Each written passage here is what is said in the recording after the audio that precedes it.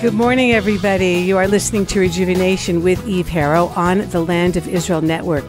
It is Sunday, April 22nd, 2018, a strangely rainy day in Jerusalem, the seventh day of ER 5778. And I'm delighted and honored to have on the line with me Colonel Richard Kemp, former British Army commander. So thank you, Colonel Kemp, for joining me this morning. It's my pleasure. Very nice to be with you.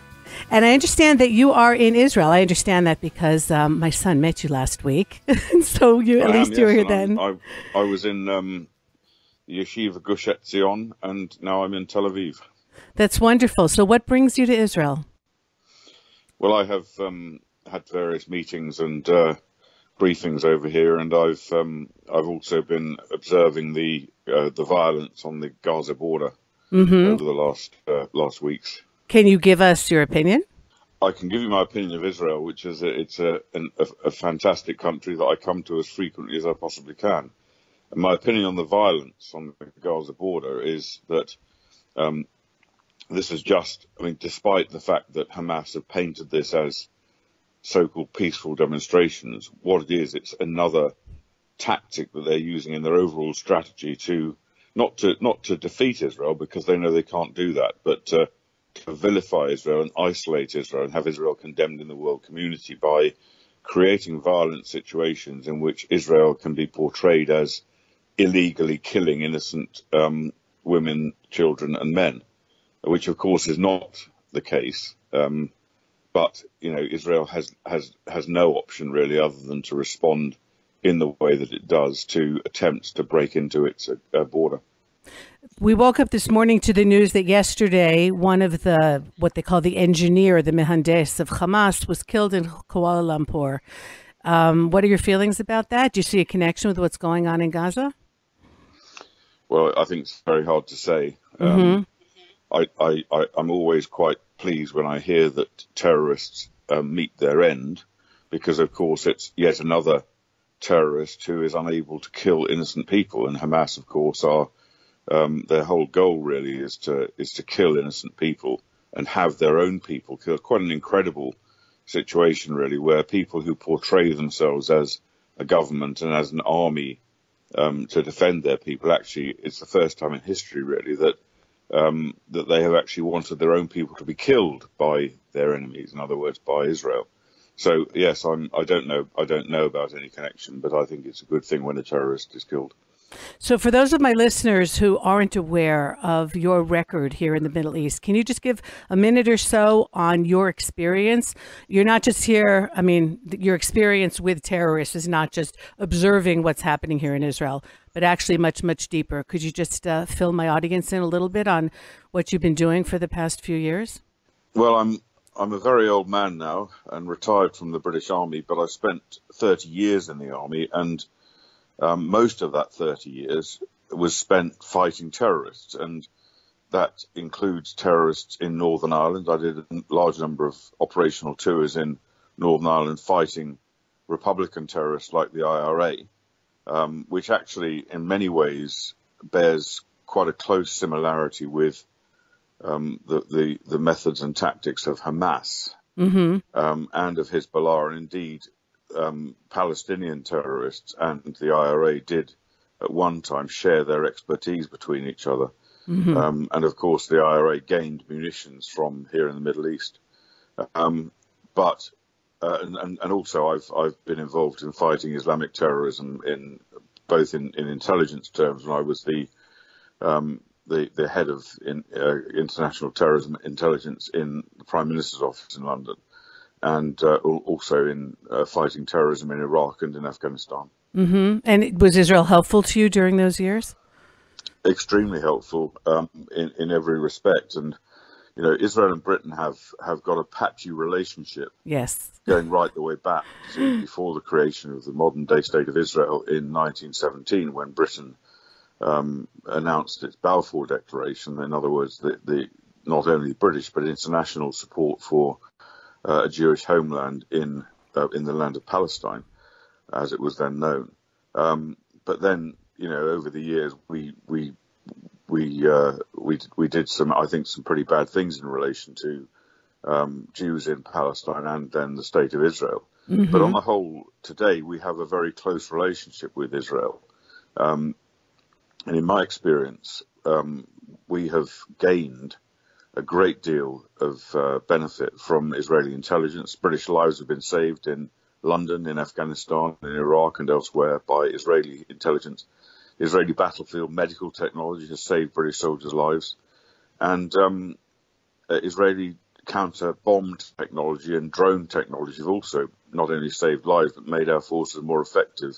I've got some personal experiences of dealing with Israeli intelligence services and the IDF when I was serving in the British Army and working for the Prime Minister in Britain, which really showed me at the time how vital and valuable the link was between Britain and Israel. Of course, we reciprocate as well.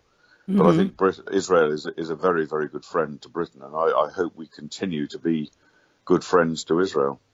So I was in London at the end of December, and it's disturbing, and it's not a secret either, the rise of anti-Semitism in England. Some of the leaders of major cities, of course, blatantly anti-Israel. Very much at odds with what you're saying now and the appreciation that you so clearly have for Israel. So my question is, do you think that there is a thread of anti-Semitism that runs through the British? Two questions, actually, is one. And also, do you think that there is a religious issue here in the sense of the Anglican Church, perhaps, and its relationship to the Jewish state? I think that there are some very big problems. And one of them, and it's not just Britain, it's also Europe as a whole. But Britain does have a special relationship with Israel, especially good and especially bad. Right. But essentially, there is, of course, anti-Semitism running through many of the indigenous populations in Europe, which reared its head, of course, as we all know, most spectacularly and horribly back in the 1930s and 1940s in Europe, mainland Europe in particular.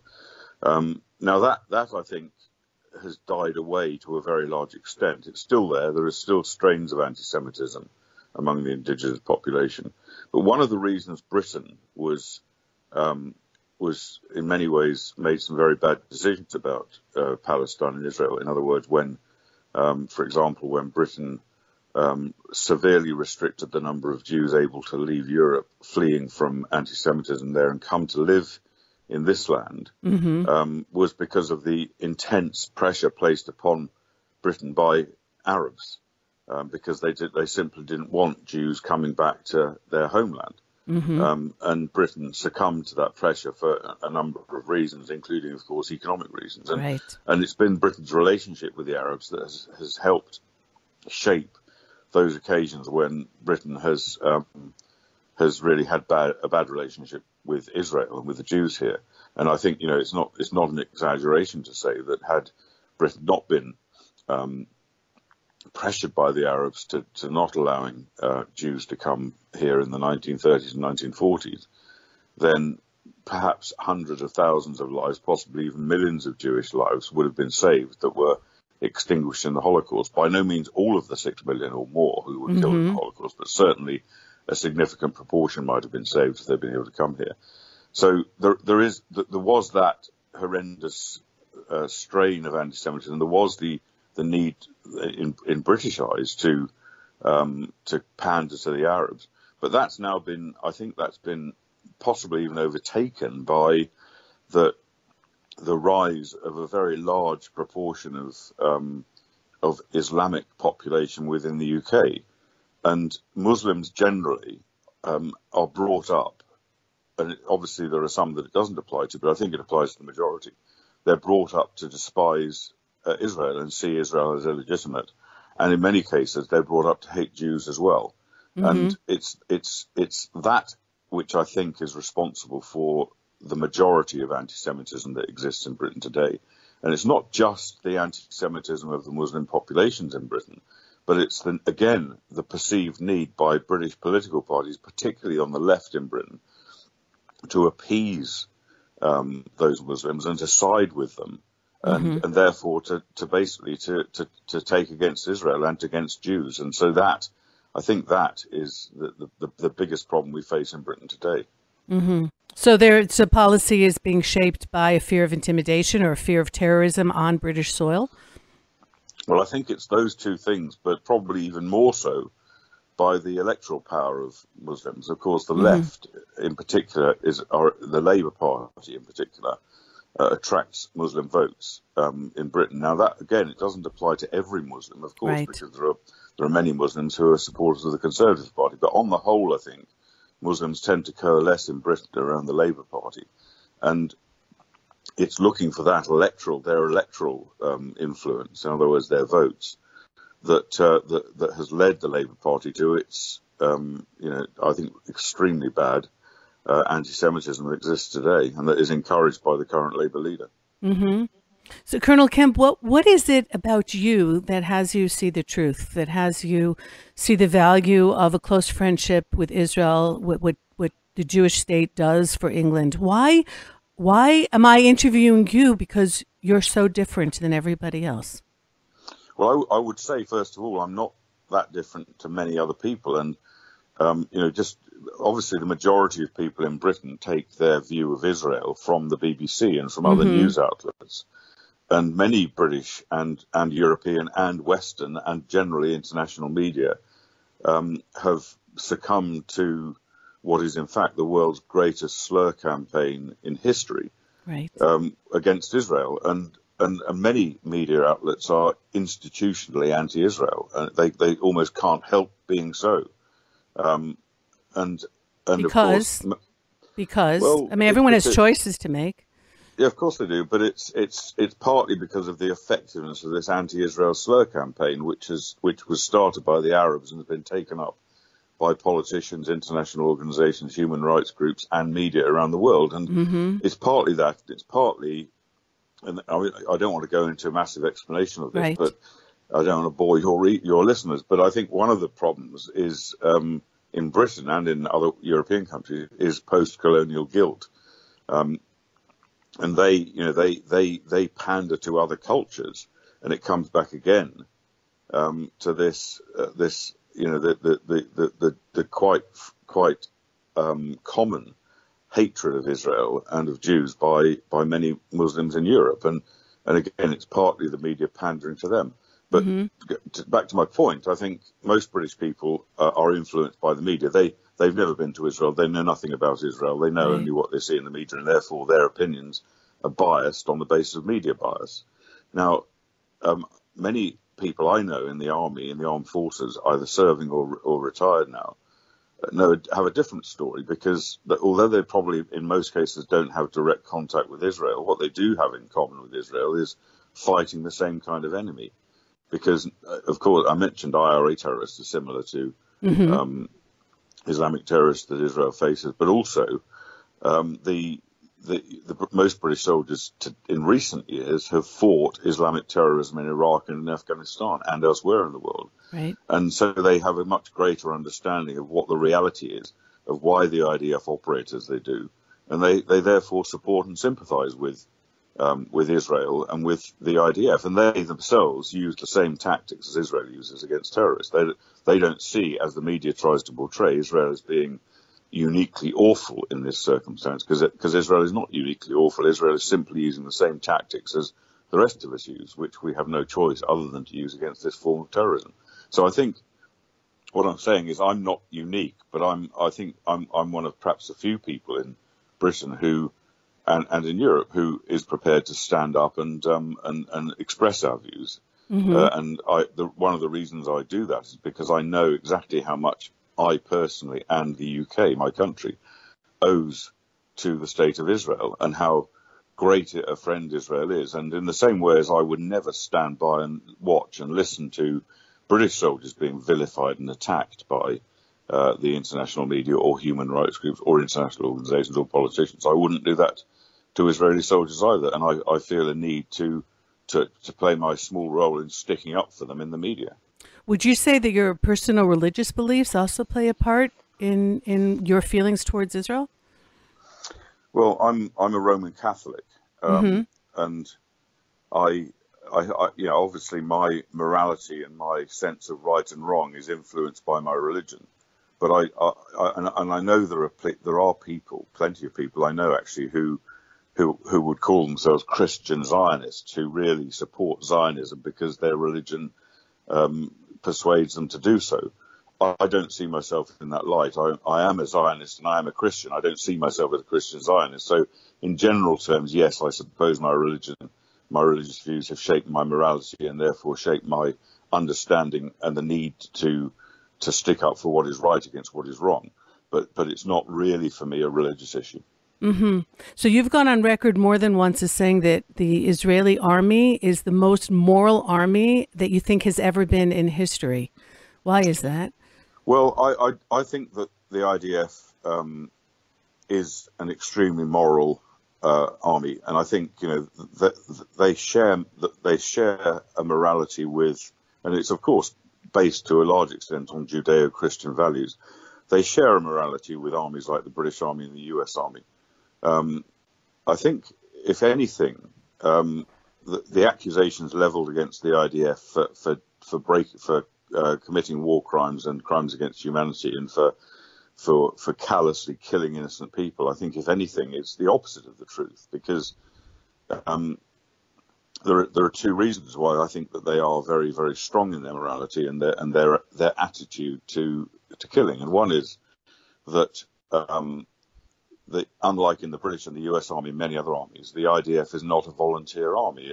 There are, of course, some volunteers in it, but it's mainly a conscript army. And whereas if you join the British Army, you join because you want to fight. That's what you want to do. You're that type of person. You're an aggressive, gung-ho type of individual on the whole, and you want to fight. If you join the IDF, you don't do it because you want to fight. You do it because you've got to defend your country and you have to join the forces because the law requires it. So you end up not with such a large number of aggressive people as you have in the British Army. You end up with a lot of people who don't want to fight. They want to be behind a computer. They want to be building roads. They want to be a doctor. They want to be a lawyer. They want to be a taxi driver. Whatever it might be, they want to be. That's that's their priority, not fighting. So I think you find that there's a different approach to combat in general terms among Israeli soldiers, and that's not a criticism either of the British Army or of the IDF, because they're different and they have their own ways of doing things. But I think it does help explain why I think the accusations against the IDF are particularly wrong. And the second reason is Judaism. And I recognize that the majority of Israelis are not practicing the Jews in religious terms. But I do believe from my own experience here that Judaism and the values of Judaism pervade society in Israel to a far greater extent than, for example, Christianity does these days in the UK. And that includes, I think, the IDF. And so what we have is a large number of people fighting the IDF who are not aggressive gung-ho warriors and who are, one way or another, much more influenced by religious values than they are in the UK. So I think that, to an extent, explains that the incredible morality of the IDF. Mm-hmm. Well, the Torah tells us, the Bible tells us to choose life. And as the mother of soldiers, no one currently in the Army, you met one of my sons, a former soldier. That's how we raise our children, is to appreciate life, to protect life. And one of the big fears, again, as a mother of a soldier, following closely on the heels of something happening to our children, is the idea that they will have to hurt someone else. It's a terrible thought. And but as you said, we have to protect our country, and there's no one who's going to do it for us. So I'm glad that you understand that as not so much of an outsider, I would say, at this point in your life. Well, I think I always feel that Golda Meir's comment summed up, it really echoes what you say and sums up the morality of the IDF and the thinking behind the way the IDF operates in terms of how it deals with civilians. And that comment was along the lines of, we can forgive the Arabs for killing our own children. We can never forgive them for forcing us to kill their children. That's right. And I think that morality is not recognized by the other side. The other side, in fact, are the ones committing war crimes. The other side, the Palestinian terrorists, are the ones who are deliberately not only targeting innocent women and children in Israel, but they're also doing so from behind human shields, from behind innocent people in their own population who they want to protect them. And they want Israel, if possible, they want Israel to kill so that they can get some kind of publicity value from it. Mm-hmm. Well, the Achilles heel, I think, of all of us in the West is that we want to protect our people, and they have a tremendous advantage in being very happy to sacrifice their own people. I'm talking about the Islamic world in order to get where they want to go. I'm not quite sure that the world understands that this is not, mutually assured destruction, that everybody kind of calmed down in the 50s and in the 60s because nobody wanted their own people to die. And the situation that we have here in the Middle East, and not just with the Palestinian Arabs, but with Iran and all of our neighbors, is one of which they are very happy to even kill their own people, as we're seeing in Syria, in order to get wherever it is that they think that they're going. And that, do you think warfare is going to have to change because of that realization?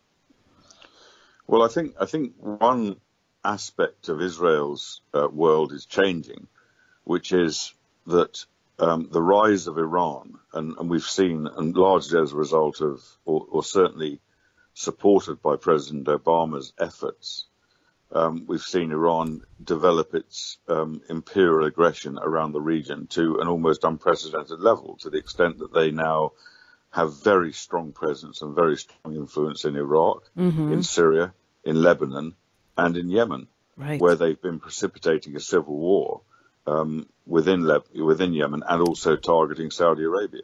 So that rise and the danger that Iran presents, including Iran's ambitions to get nuclear weapons, which again have been facilitated by President Obama's foolish nuclear agreement, which I hope President Trump will get rid of soon. You do? Okay. I hope he will, and I believe he will. His decision point comes up on, I think, the 12th of May, when he's given a deadline for the Europeans who stick by the deal to reshape the deal, or he, I think, has said he will get rid of it if that can't be done. And I hope he does get rid of it, or at least, if not get rid of it, I hope it's reformed to the extent that it does actually do what it is supposed to do, but fails to do today, which is to prevent Iran from becoming a nuclear armed state. Do you think your country? Do you think Britain will be behind him? Will support him? No, I don't. I think Britain is in favour of keeping the deal, as France and Germany are, and other European countries. Now, they I hope will come into line in due course. But the point I was making was that because of Iran's aggression and strength, many other regional countries fear Iran, and you have therefore seen unprecedented cooperation between countries such as Saudi Arabia and other Gulf states and Israel. Of course, we've had peace treaties between Israel and Egypt and Jordan for many years now, but we've always had a war situation, maybe not an active war, but a war nevertheless, a war mentality between countries like Saudi Arabia and Israel. But now that they feel threatened by Iran, they're turning to Israel to help them. And they see Israel now as much stronger allies than they do many other countries in the region, because they recognize Israel's experience, ability, and power. And I think that is a very good sign. And we've seen, for example, Saudi Arabia allowing use of airspace for passenger aircraft to come across on the way to Israel, which they've never done before. Just small things like that, publicly, but under the radar, there's been massive amount of cooperation. And I think that is, as I say, I think that is a good thing. But at the same time, I don't think that Israel should be lulled into believing that they've now got permanent long-term allies among the Arab countries. I think there's always going to be, maybe, we should look at it as tactical advantage to the Arabs now, which could change in the future. Mutual interest is quite different than friendship. So indeed. One last question, because I know that you have to go. You were here last week for the 48 hours that are very indicative of what Israel is like. We have our Memorial Day, and then we immediately roll into our Independence Day, which of course this year was a tremendous celebration because it was 70 years. Any thoughts about being here in Israel and what you experienced last week?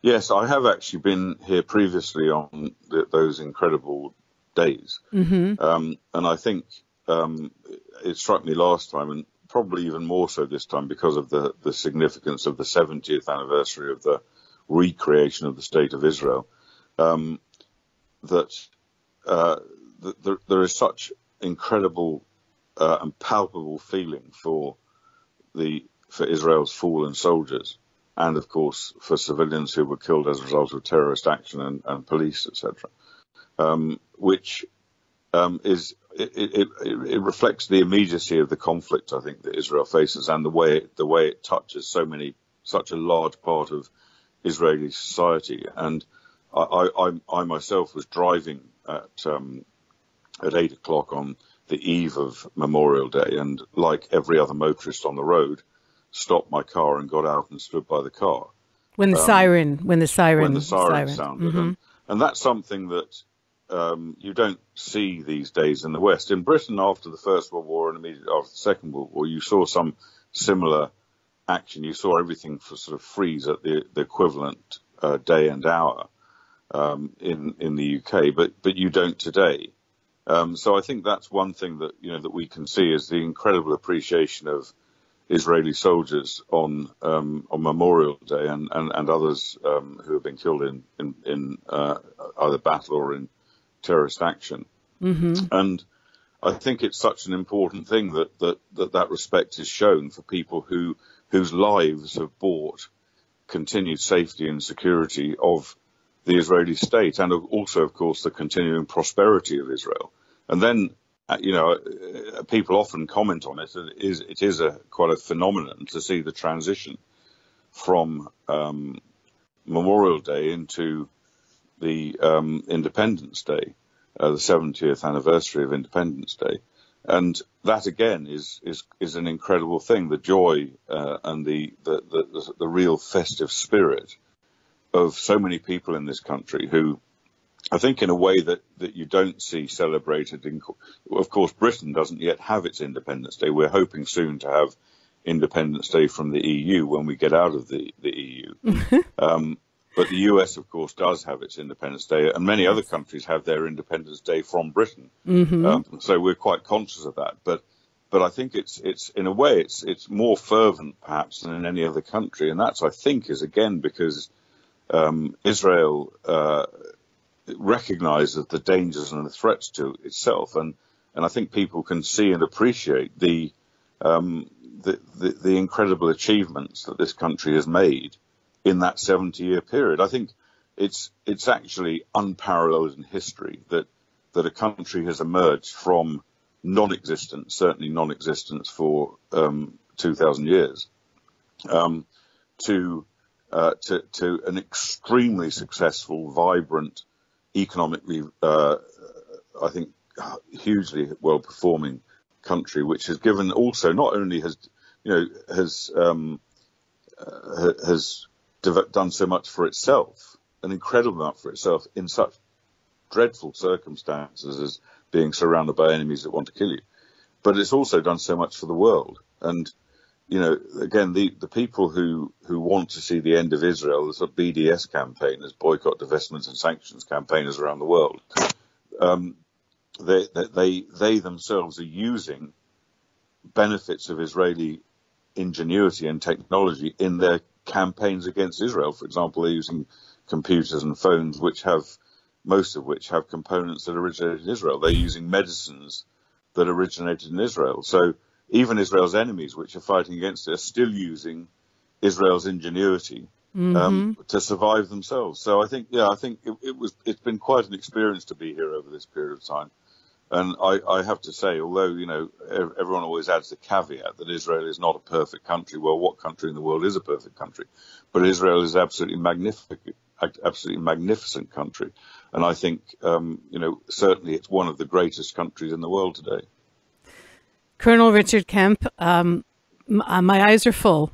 I wish that there were millions of people like you. And if you ever want to be Prime Minister of England, I will do whatever I can to convince my friends there. I don't think I'll have to convince anybody. Thank you so much for your true friendship. I think anybody listening realizes that you just speak from the heart and from the head and from experience. And as an Israeli and as a mother, I want to thank you so much for everything that you do in order to straighten out the impressions of Israel in the world, and really for your constant devotion to this country. I think that we're a living miracle, and it's wonderful when I see that other people do so as well. So thank you so much, and for joining us here on the Land of Israel Network today. Thank you. It's been an enormous pleasure, and I hope we can do it again one day. I certainly hope so. Okay, everybody. I hope you enjoyed that interview as much as I did. I want to thank Ben and Tabitha and everyone else at the network. Once again, you're listening to Eve Harrow on Rejuvenation, broadcasting from the one and only Jerusalem. You can write to me, eve@thelandofisrael.com. Always happy to hear from you. Take care, everybody. Shavua Tov. Goodbye for now. Josh Haston here, host of Israel Uncensored on the Land of Israel Radio Network at thelandofisrael.com. Make sure you check out my show every Monday, bringing you the news unfiltered and uncensored, information that you are not getting anywhere else, especially not in the mainstream media. Israel Uncensored with Josh Haston on the Land of Israel Network at thelandofisrael.com.